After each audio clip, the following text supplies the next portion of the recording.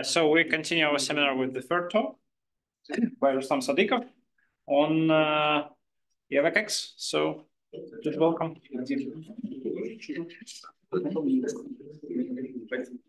Hello. Hi, everyone. My name is Rustam Sadykov, and today I'm going to present my project, EvoKex. So let's start.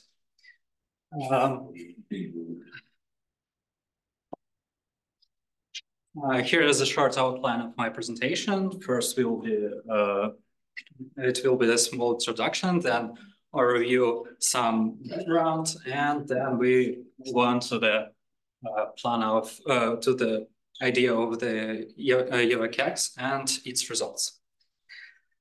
What is EvoKex? EvoKex is an automatic test generation tool for Java.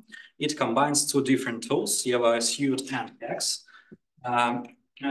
These tools are based on completely different approaches. EvoSuite uses genetic algorithms, and Kex is based on symbolic execution. And of course, they have different advantages and disadvantages, and in some cases, one performs better than other. And the aim of EvoKex is to retrieve some more robust, more sustainable approach for test generation. So what is EvoSuite? EvoSuite is one of the best test generation tools for Java. It took first places several years in a row at the Java contests for generation tools, test generation tools. So, and it's based on genetic algorithms. What is genetic algorithm? First of all, it is a method to find some specific objects through some simulation of evaluation processes. First of all objects in the genetic algorithms consists of chromosomes.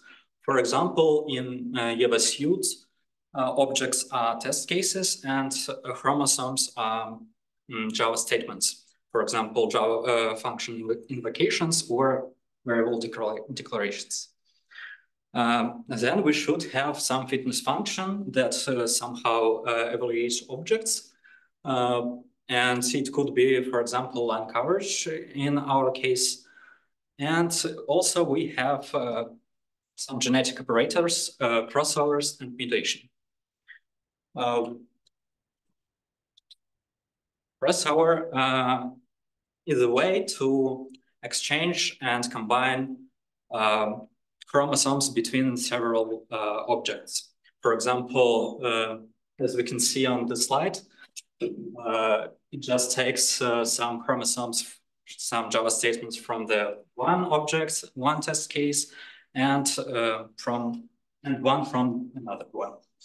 And in context of EvoSuite, it allows to generate more complex and more interesting test cases. Then there is a mutation. Mutation changes the objects internally. For example, it could change some constants in test cases, or even add new instructions or delete old ones. So how works genetic algorithm? Firstly, we should generate some initial population. For example, we can just randomly generate Java statements and combine them into test cases. And then our aim is to breed new generations. And how we can do this? The first step is selection. We should select from the current population some individuals that are better than other ones. Of course, using fitness functions. And then from the selected individuals, we can breed the next generation through genetic operators, crossovers, and mutation. And of course, there are a lot of modifications for genetic algorithms. For example, it could change some genetic operators or add news. And in context of JavaSuite, it uses dynamosa. It means that they have several fitness functions at the same time, and moreover, they're dynamically changing through the evaluation process. And JavaSuite is just efficient approach to generate, to iterate over thousands, hundreds or thousands test cases in a short time. So it could gain line coverage in a short time. The most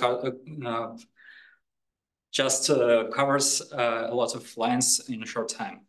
Also, it's easy to extend and create some new features. As I said, it's could just extend it by new operators or something like that. But due to randomness of the approach, it struggles with some specific cases. For example, some specific and complex checking or verification during execution of program. And it leads to the effects called fitness landscape or coverage plateau. It looks like that. Here's two graphs of coverage saturation. What we can see here. The first several iterations, JavaSuite gains new coverage, generates tests, and then at some point, it's just wastes time to iterate over a lot of test cases and sometimes successfully break through the coverage plateau and sometimes not.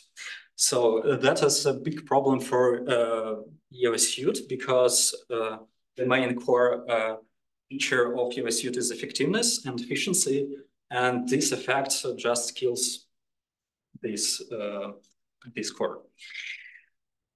And what about Kex? A month ago, I guess, it was presented here by Azad, so I will not tell a lot about Kex, but I will tell about symbolic execution.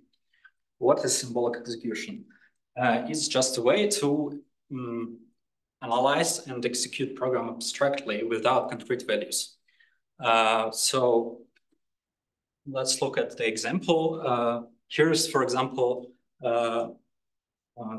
there's a function with two integers as an input, and we don't know the concrete value of these variables, and we call them symbolic values. Then we can iterate over and traverse over Java statements in the program, and, for example, store expressions that we met. Yeah, and the most interesting thing happens when we meet some branching instructions. At this point, since we have any concrete value, we can choose where we can go. For example, if we choose to go to the body of if statement, we should write down the condition for this branch. For example, in this case, we should write this one. And when we meet a new statement, a new branching statement, we should just append new conditions in the past condition. And when we reach some terminate statement, we are ready to generate test case. And how to do this, and what we expect from the test case. We're expecting that generated test case will behave at the same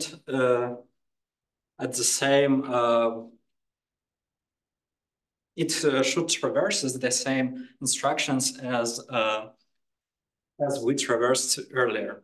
So the past conditions should be satisfied. And what we have to do to retrieve some concrete values for the test. We can use just SMT solvers. SMT solvers SMT solvers aim to exactly find the concrete values that are satisfied for given formulas. And in this case, of course, there is a solution. So we have the concrete values. We know what should happen, so we can generate test. And it seems to be a good approach because there is no random in it, or less random than EvoSuite. So there is no problems to breaking through some conditions, but it's really resource intensive because using of SMT solvers are really hard and really resource requirable. So it's just resource intensive, and moreover, we cannot reduce usage of SMT solvers a lot because there is some path explosion problem.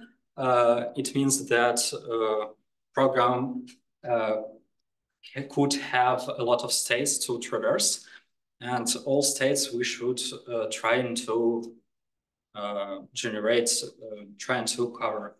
So that is a problem.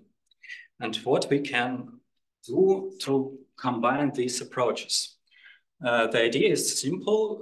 Let's try to use symbolic execution to break through specific conditions that EvoSuite struggles with. So, and what we expecting? For example, we retrieve an opportunity to break through the conditions because EvoSuite could just fail into this action. But moreover, we can try to reduce time that spans to breaking through the coverage plateau. So, and how it looks like. It looks like that we, like with that, like we adding new genetic operator. When we when we detect coverage plateau, we can use EvoKex for generate tests. The first step, we should collect some constraints. It's needed because we should share the state of EvoSuite and path to the EvoKex to understand what's the problem and which tests are already generated. And then we just generate new tests using EvoKex. And there are some reasonable questions. For example, how to detect coverage plateau. And there are a lot of criteria for this. For example, we use a simple criteria. We just looking at several last iterations, and if there were no changes in coverage, we said that is coverage plateau. Of course, there is some problem with this approach, but it's just simple. And then we should determine from which test cases we should collect constraints. At the best, we should collect constraints from all generated tests, but it may take a lot of time, and that is also bad because using of EvoKex is already resource intensive. And test cases, there were a lot of test cases that EvoKex generate already. So, but we have another option, some approximation of the set of generated test cases. For example, we can just take such test cases that gives us a fitness, gives us the same coverage as all generated test cases. Fortunately, the suite supports this the storage of such test cases. It's called archive, and yeah, and they really helps to collect constraints more efficiently. So, and this last question is about test generation. For example, how many tests we should generate using KEX. We cannot use KEX for generate all tests because it's just like applying fully KEX, so it could be resource intensive. And moreover, we should determine how to which test cases we should generate, because there are a lot of candidates for generation, so we should choose. And this part calls path selection, and there are a lot of options to implement it. So yeah, that is why it is a research question. Can you explain more what are constraints in this context and how KEX can use them? Constraints in this context is which test cases are already covered. So we just should to have them to determine which path already covered and which not. So it requires for test generation because we want to generate new tests that would help to break through the coverage plateau. So yeah.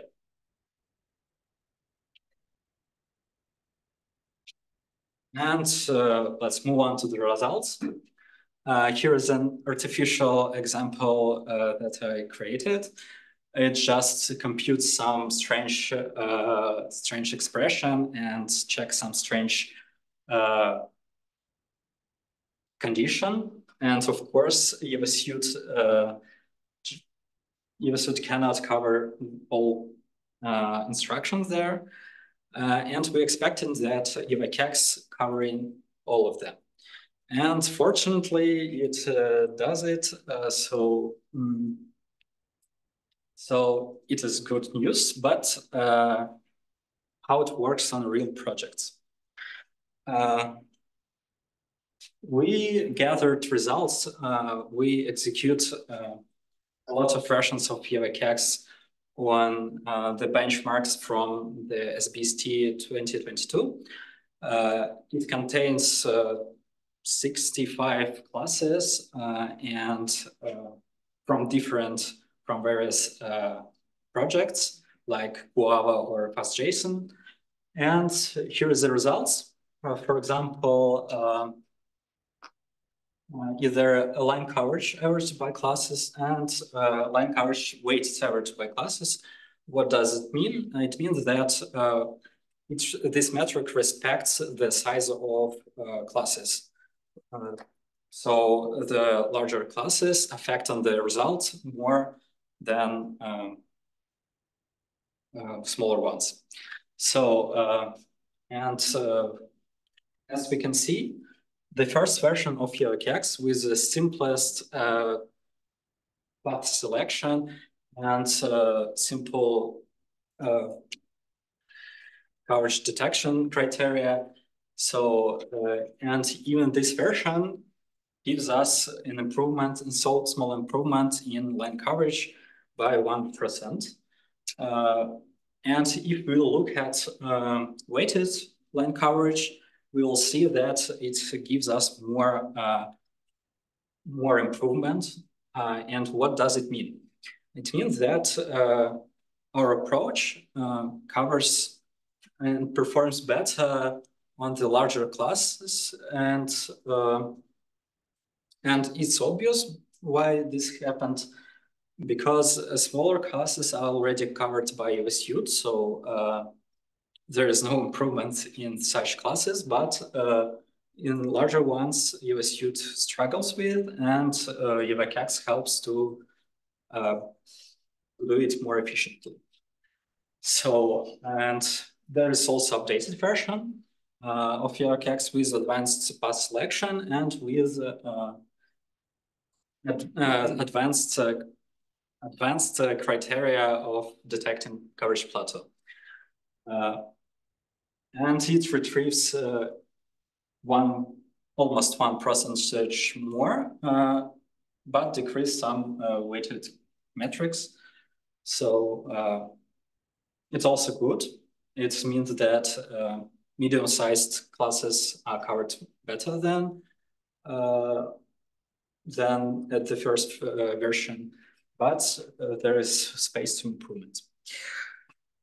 And also interesting, there is interesting graphs coverage saturation. On the left side, coverage saturation is by number of iterations, and on the right side by the time. And on the left side, there we can see a good graph because we just reduce this number of iterations, and that is good. But if we look at the right side, we will see that time that spends on spent on KEX iteration is dramatically huge. So by this time, EvoKex also, EvoSuite also could break through the coverage plateau, and there is no effect on the time. So that's bad from one point of view, but it seems to be improved in the future, could be improved in the future. So, yeah.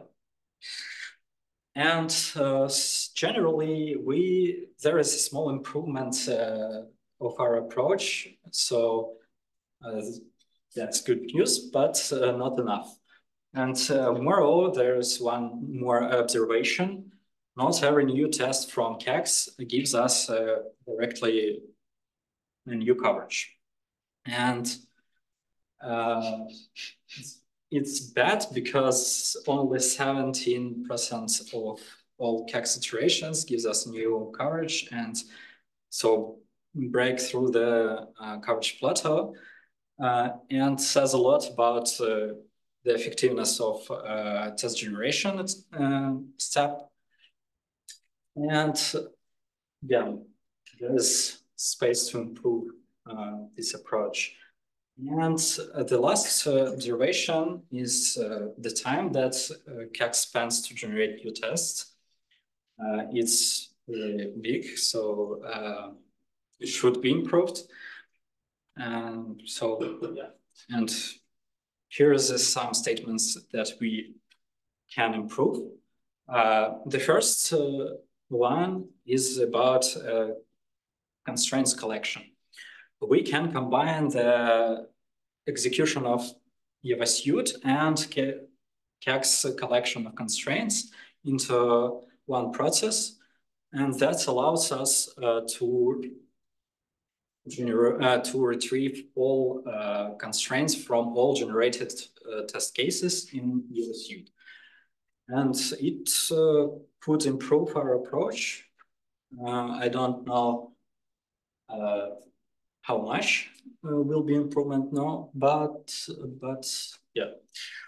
And the next improvement is to make some more efficient test generation for KEX from KEX. For example, we can improve path selection or fix bugs. So yeah, there is also a way to improve the approaches because there are a lot of bugs, and they mostly the reason of a lot of problems at the implementation step. So, and also we can just find more efficient, more just better settings for the approach. It requires a lot of research and a lot of evaluations. So, but that's also possible improvement. So that's it. Thank you very much. I'm ready for the questions. So.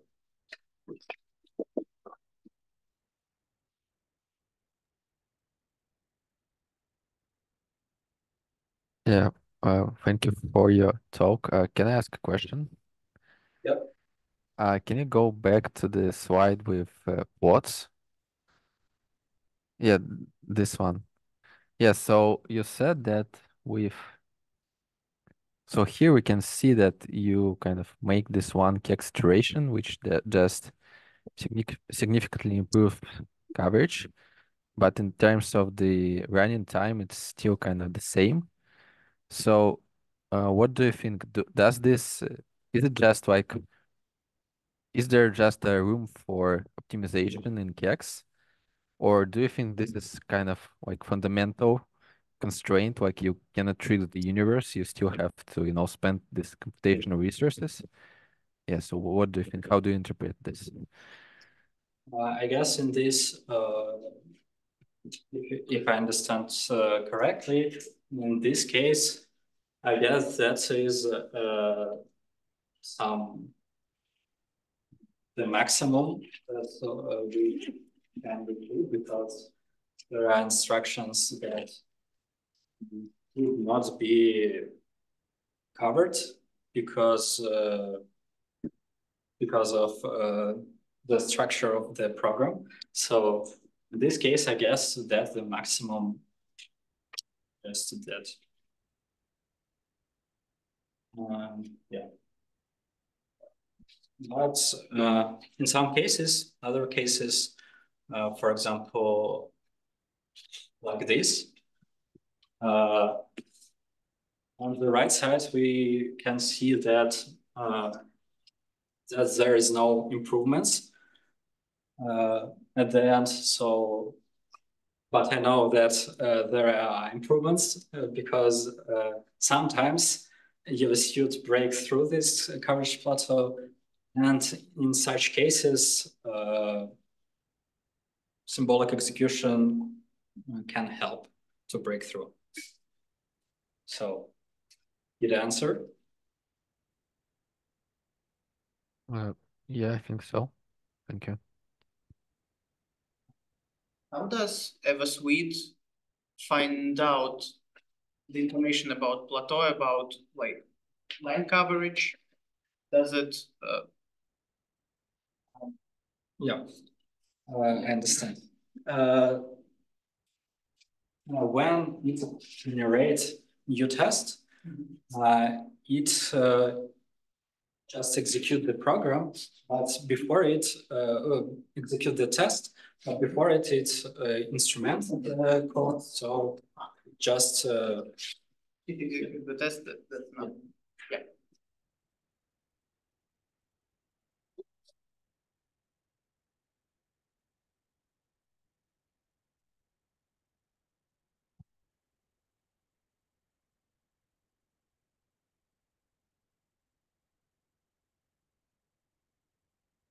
More questions? No? Then thank you. Thank very you. much.